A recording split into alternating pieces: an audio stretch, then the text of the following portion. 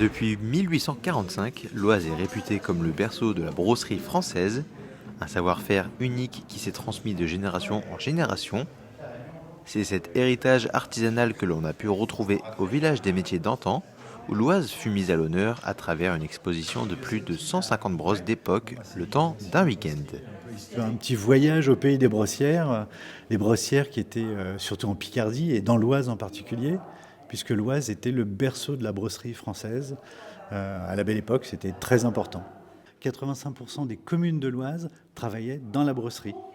Et on raconte un peu cette grande aventure de la brosserie de l'Oise, puisque à la belle époque, avant la guerre de 14, l'Oise a été un centre de production important.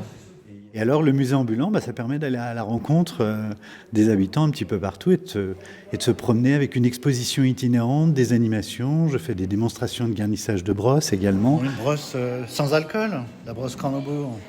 Mais c'est une brosse publicitaire, bien sûr, encore une brosse à habits, quand même une brosse assez exceptionnelle de 1932. C'est une brosse à cheveux, alors elle ne paye pas de mine comme ça. En réalité, elle était dite électrique, elle avait une pile, elle vibrait.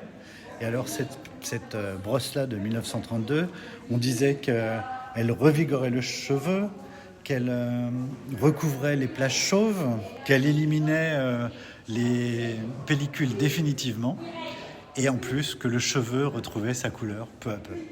Notre histoire de brosserie à Tracilmont, elle a commencé en 1845 avec l'arrivée d'un tabletier qui s'est installé, qui a repris une ancienne filature et qui l'a transformée en brosserie.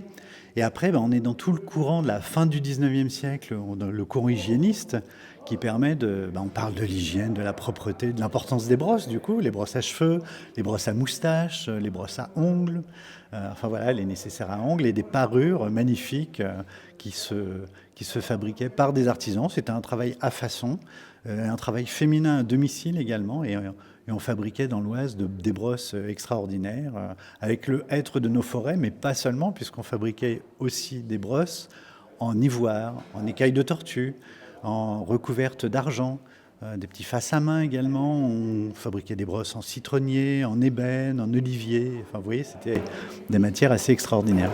Et là, je tire mon fil et j'enfonce mes soies à l'intérieur.